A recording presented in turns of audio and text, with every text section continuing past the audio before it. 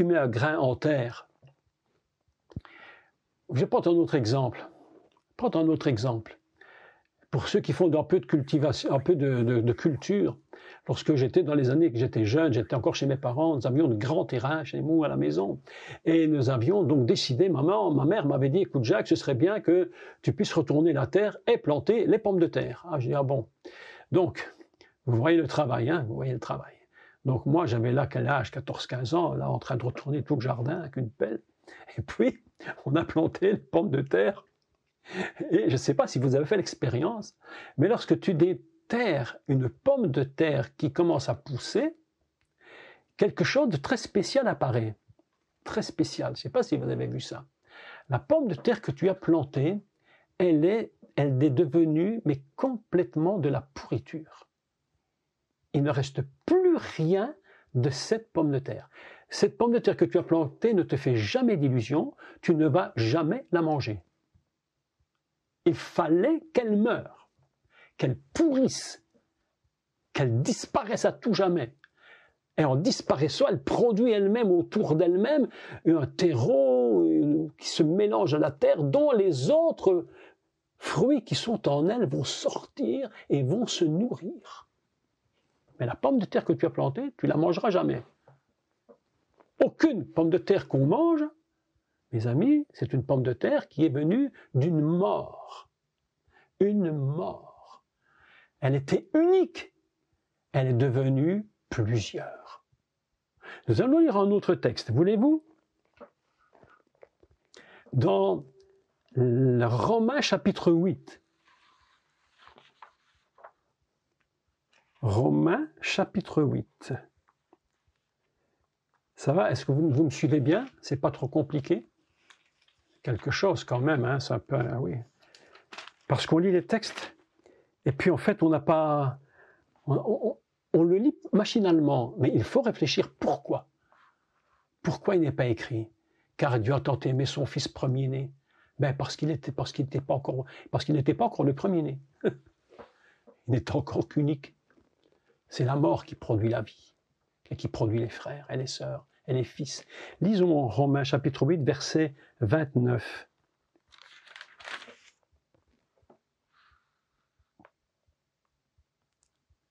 Et là, le texte ici est absolument magnifique. Vous savez, moi je suis, vous le savez d'ailleurs, mais je suis en admiration devant les textes de l'apôtre Paul. Parce que Paul, lorsqu'il écrit ces textes, il a toute une pensée hébraïque. Il a toute une idée hébraïque. Il repense à tout ça. Et je voudrais vous donner après quelques explications absolument surprenantes. Mais lisons 29. Le 28 est intéressant, mais lisons 29. Autrement, il va s'égarer. Car ceux qu'il a connus d'avance,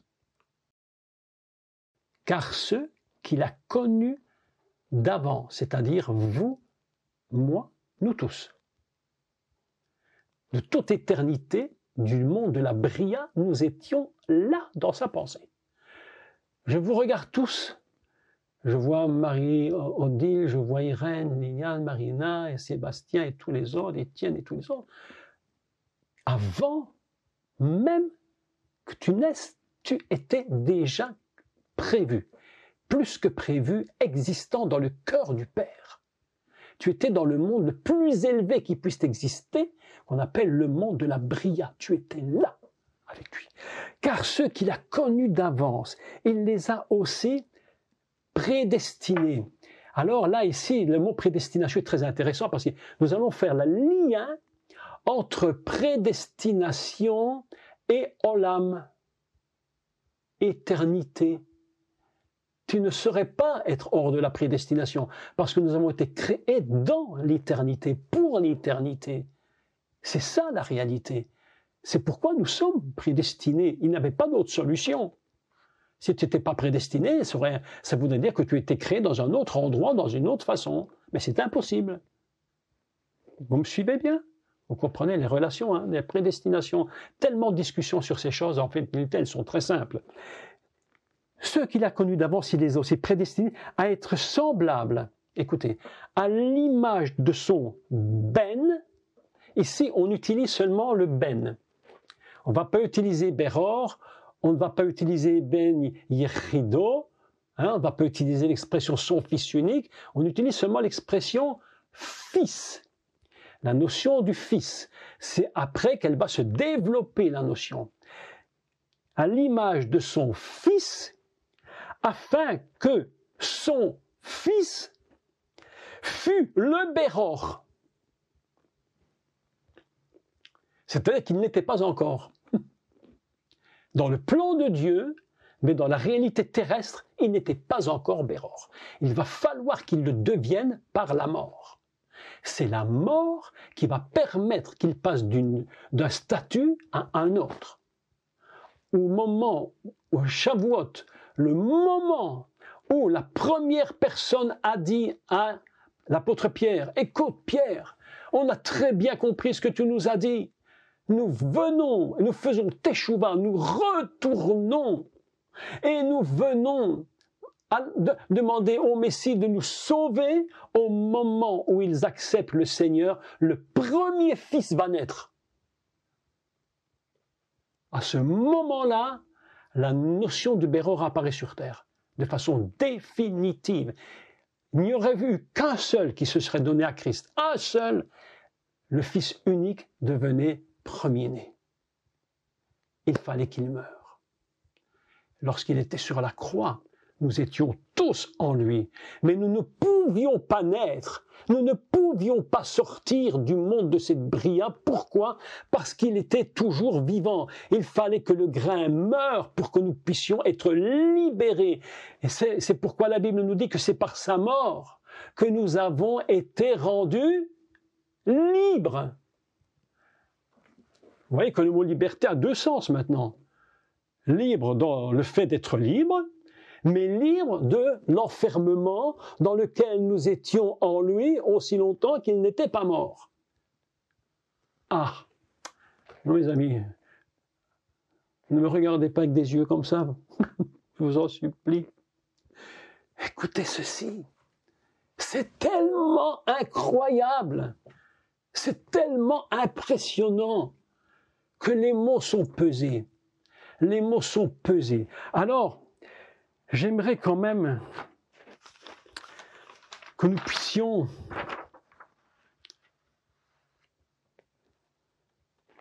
lire,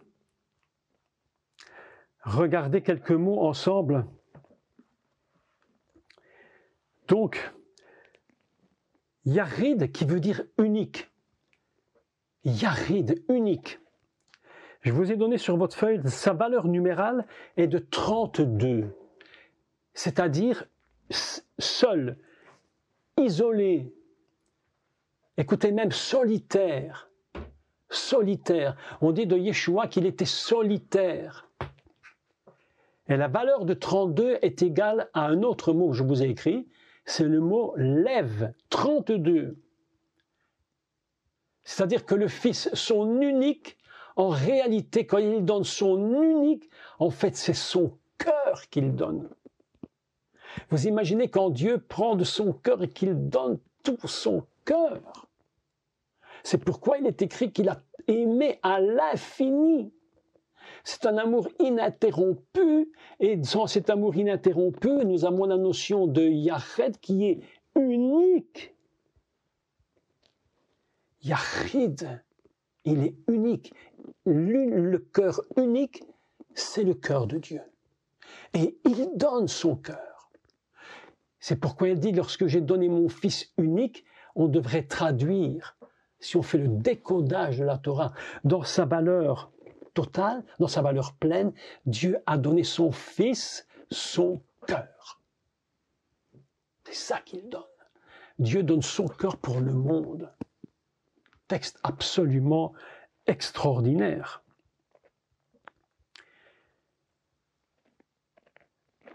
Et voilà que il donne son fils, il meurt et il devient Béror. Béror, dans sa valeur numérale 228, c'est évidemment premier-né. Nous dirons quelques mots sur le premier-né. Dans sa valeur pleine, c'est-à-dire tout le contenu, et le vase en plus, c'est-à-dire les 4 lettres du nom Béror, Bet, Raf, Vav, Resh, on rajoute 4 et on trouve la valeur de 232. Et 232, c'est quoi Béror? Eh bien, c'est la parole, écoutez, ceci c'est incroyable, c'est la parole de Dieu du début de la Torah, quand il dit « Yehi or », lumière soit. Eh bien, on pourrait traduire dans l'idée de Dieu, lorsqu'il dit que la lumière paraisse, il dit eh bien que le premier-né paraisse. Que le premier-né paraisse. « 232 valeur d'Avar Elohim, c'est la parole de Dieu. Lorsque le Mashiach devient Béror, lorsque le Fils unique devient Béror, eh bien c'est la parole de Dieu qui est en train de crier lumière soit. Extraordinaire. Car Dieu aime le monde sans interruption. Il n'y aura jamais d'interruption. Qu'il a donné par amour son cœur. Il l'a transformé en Béror. Tout est écrit. Yeshua a dit, Moïse a écrit de moi. Moïse a écrit de moi. Et quand on me dit que peut-être c'est pas Moïse qui a écrit, que c'est peut-être je ne sais qui, alors Yeshua s'est trompé. S'il s'est trompé, alors tu peux fermer ta Bible, tu fermes tout et tu arrêtes de passer ton temps, ça ne sert plus à rien, fais autre chose.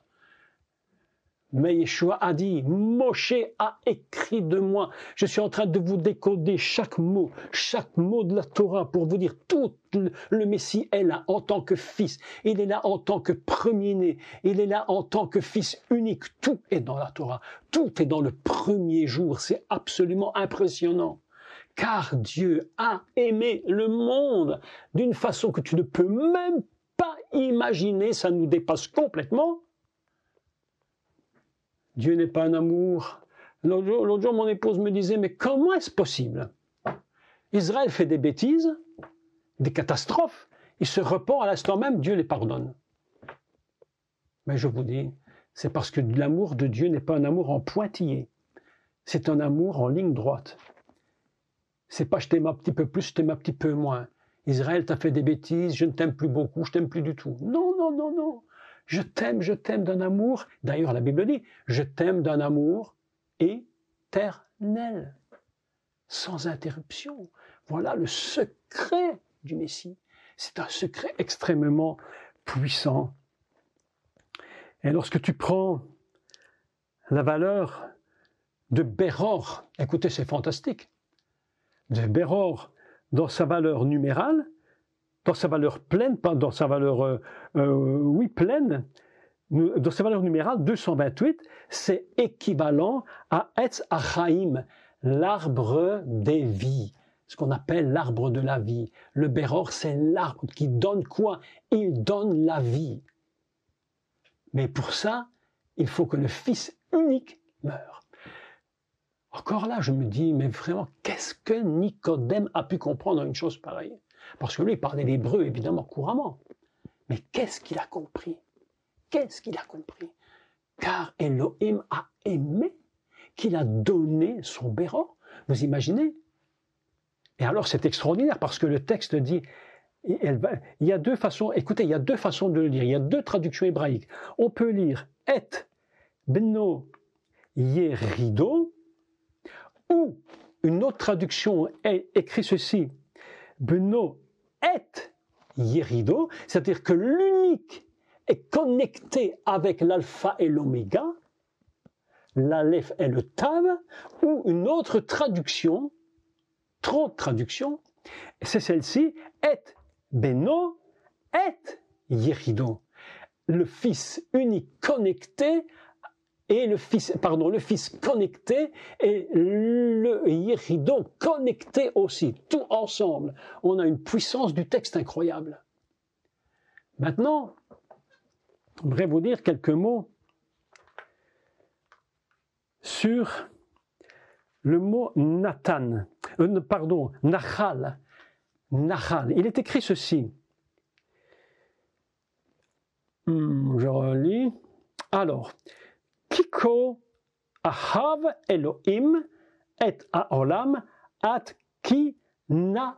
Alors il est écrit ici na chal. J'ai mis un tav, mais c'est un chet.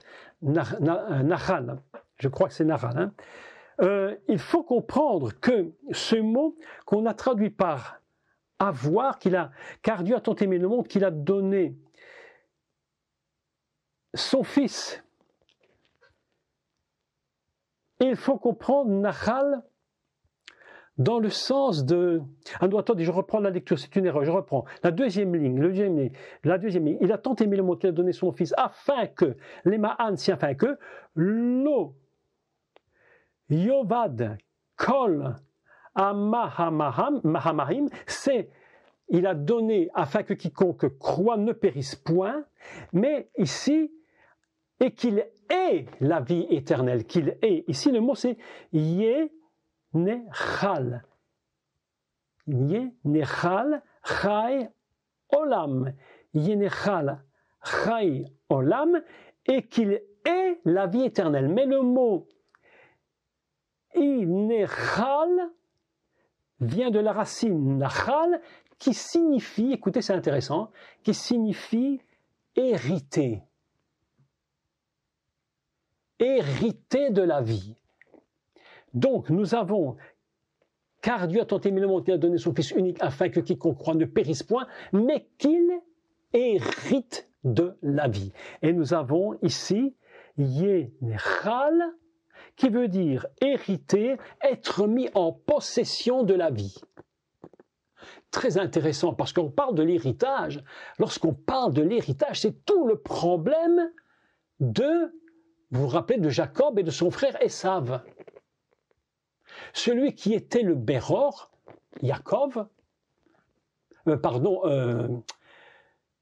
Esav, qui avait le Béror, l'a perdu. Et pourquoi est-ce qu'on parle de Béror? Parce qu'ils étaient deux. Autrement, on aurait parlé de fils unique. Mais comme ils sont nés ensemble, et évidemment, il ne peut pas être fils unique. Il ne peut être que Béror. Et ce Béror, en réalité, il était donné, il a donné la vie, il a reçu cette vie en héritage. C'est un héritage. La parole de Dieu nous dit que nous héritons des paroles de Dieu. Nous héritons de la vie. Est-ce que vous savez que la vie la vie de Dieu est un héritage? C'est quelque chose qui est beaucoup supérieur à ce qu'on peut imaginer. Lorsque le Messie meurt et qu'il donne sa vie, nous sommes participants de l'héritage. J'aime beaucoup le mot qui a été choisi, parce que Nechal, c'est hériter, être mis en possession. Si on refait une lecture de ce texte, afin que personne donc ne périsse, mais qu'il hérite, qu'il soit mis en possession de son héritage éternel. Extraordinaire texte. Lorsque nous relisons tout le texte entier et que nous pensons à tous ces mouvements de mots hébreux, car Dieu a aimé sans interruption aucune. Le monde, l'éternité est liée au monde.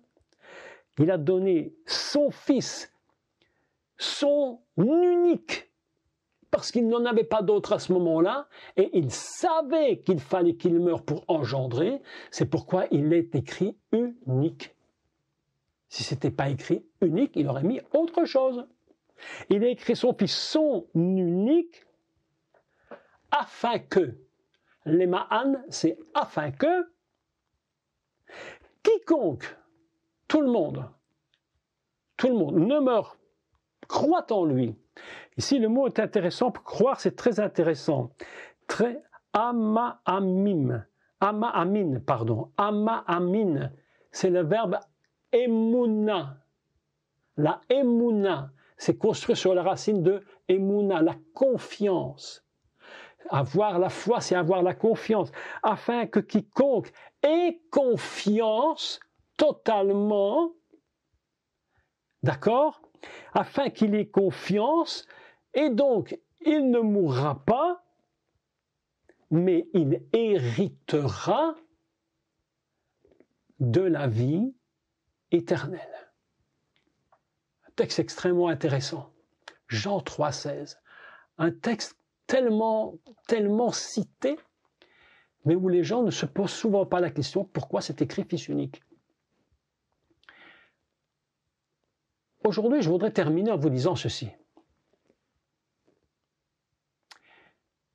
La seule solution pour que nous puissions engendrer, écoutez bien, engendrer, selon que le Messie a dit, aller par tout le monde, prêcher la bonne nouvelle à toute la création, et donc nous allons engendrer des âmes. D'accord? La question qui se pose aujourd'hui, elle est la suivante. Comment se fait-il qu'il y ait tant et tant et tant de chrétiens, de disciples du Messie, qui n'engendrent aucune âme? Ils n'amènent personne au Seigneur. Les églises subsistent par la naissance naturelle. Les chrétiens ont des enfants qui viennent à l'église, tant bien que mal, espérons qu'ils y restent, mais bon, en principe, c'est une église, une multiplication naturelle de l'église. Mais où sont les âmes qui sont nées de nouveau? Pourquoi? Je me suis posé la question, et je vais vous dire quelque chose d'absolument surprenant. Je vais vous dire quelque chose d'étrange. Et là, ça demande beaucoup d'écoute de votre part. Écoutez-moi bien maintenant.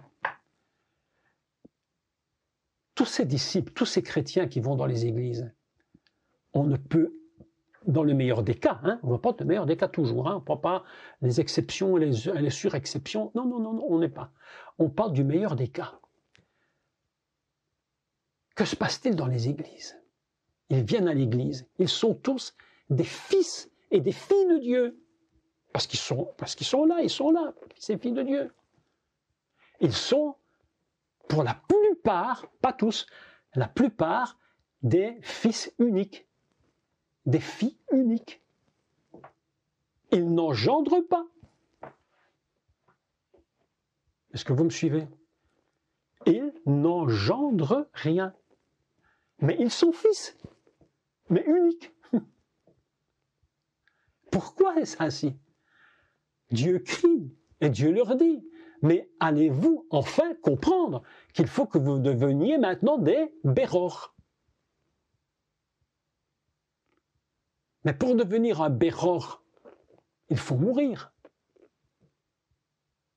Et mourir, c'est difficile. Pour mourir, il faut aimer les âmes. Et l'amour chrétien, souvent, c'est un amour en pointillé. Vous le savez maintenant. Alors qu'il faudrait un amour en continu. Beaucoup de chrétiens sont des fils et des filles de Dieu. Je ne vais même pas dire que le salut est remis en question. Ils sont fils et filles, mais ils sont fils et filles uniques.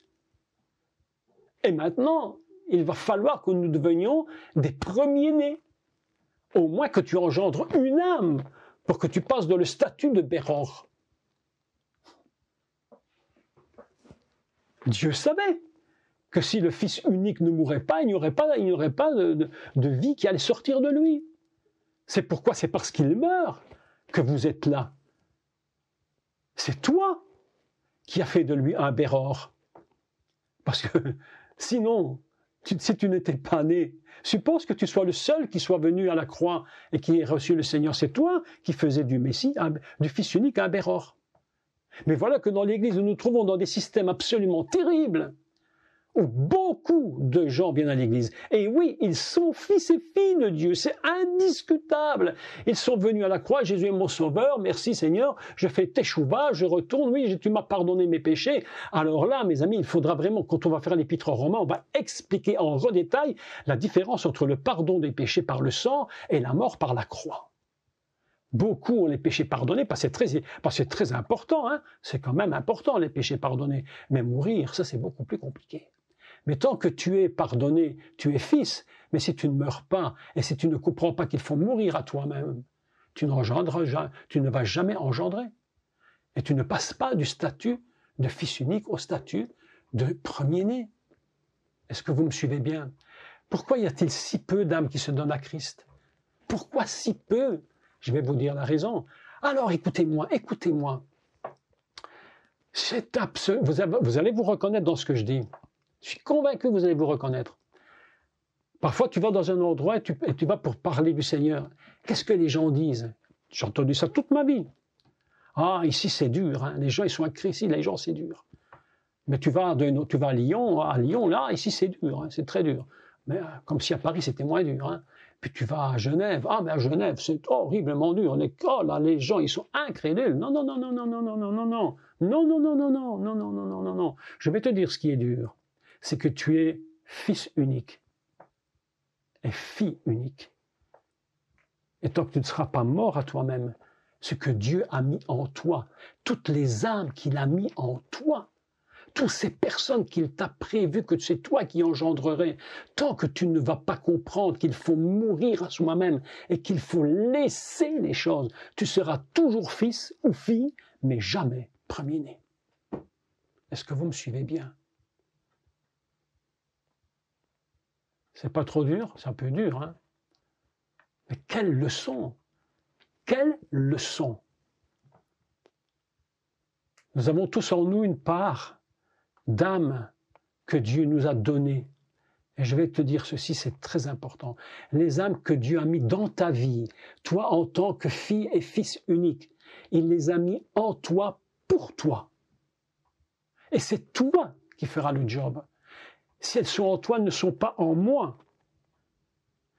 Quand moi je meurs, je mets au monde ce qui est en moi. Et ce qui est en moi va sortir de ce monde fermé de la bria pour qu'elle éclate, que cette coquille éclate et que ce qui est en moi sorte de moi.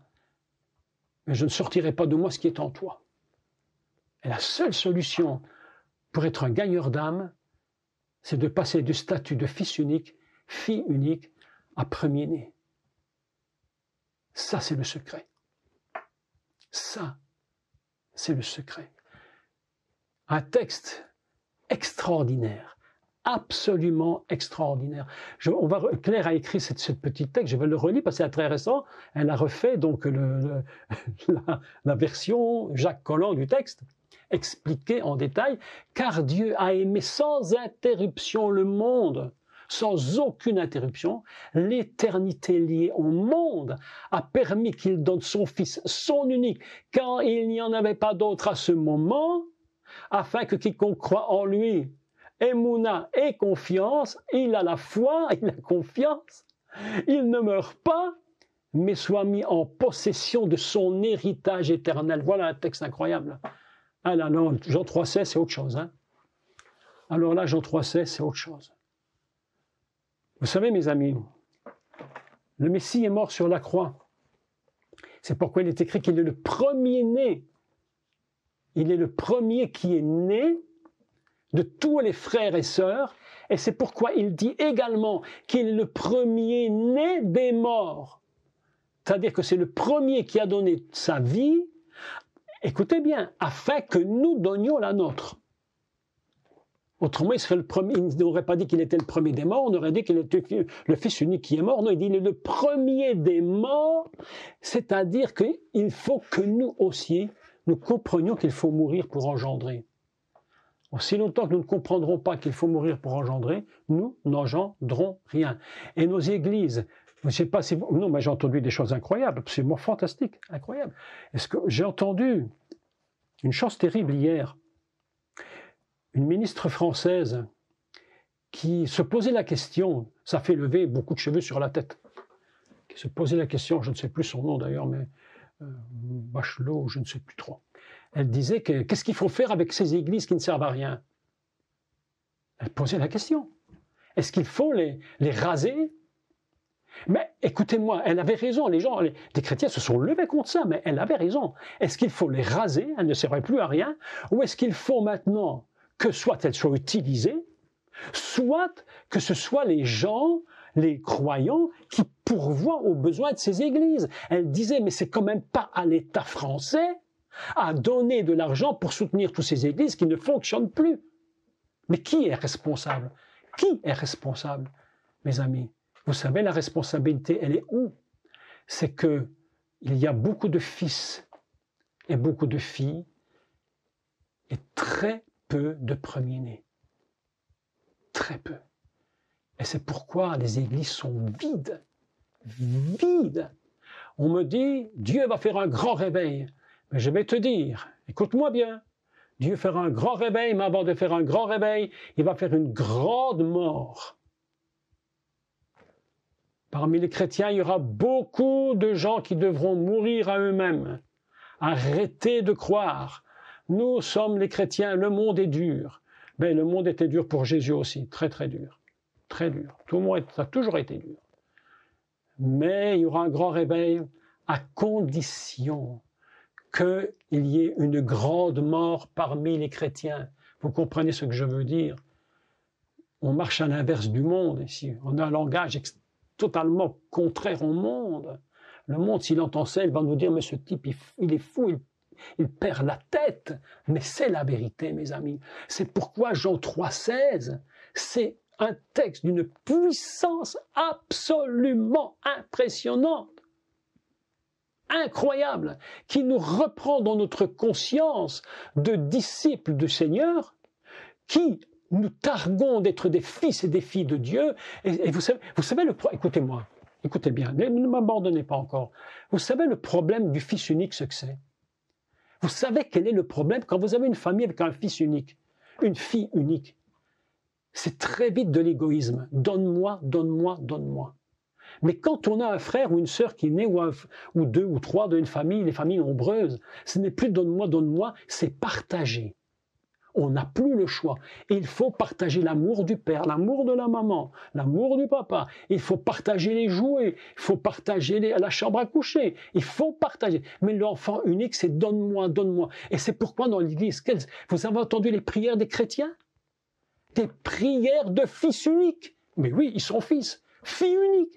Mais c'est Seigneur, oh, donne-moi ceci, oh, donne-moi cela, je viens à toi, tu as promis, donne-moi ci, tu as fait la promesse, donne-moi, donne-moi, donne-moi, donne-moi, donne-moi. C'est les prières des enfants qui sont des égoïstes. Et c'est une religion, vous savez, dans la religion, il y a beaucoup. Vous savez quoi? Dans le monde, il y a beaucoup de religions.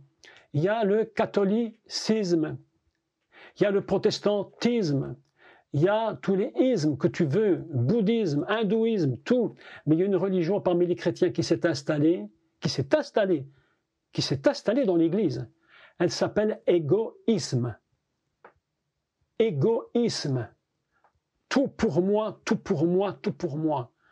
Dieu a dit, lui-même, Dieu n'est pas comme ça. Dieu a dit, moi je donne mon fils afin qu'il ait des frères et des sœurs, parce que être seul n'est pas bon. Il n'est pas bon que l'homme soit seul. Il faut mourir. D'ailleurs, lorsque tu vois Adam, eh bien Dieu fait tomber sur lui un profond sommeil, comme la mort, pour sortir l'Église. L'Église a beaucoup de fils et de filles uniques. Beaucoup sont égoïstes. Les prières sont d'un égoïsme incroyable. Je termine. Vous me laissez encore 2 petites minutes et je termine. Psaume. Psaume 145, 146, 147, 148, 149, 150.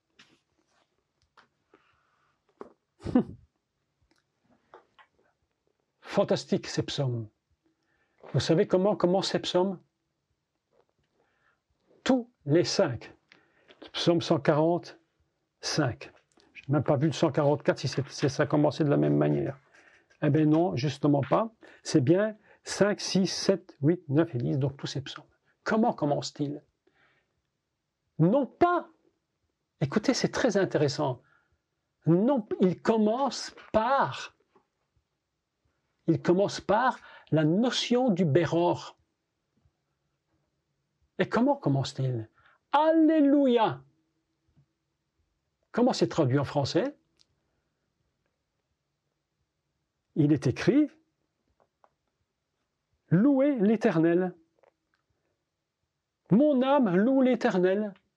Comment dit-on louer l'Éternel? 146, 147, jusque 150, on commence par Alléluia, qui veut dire louer l'Éternel.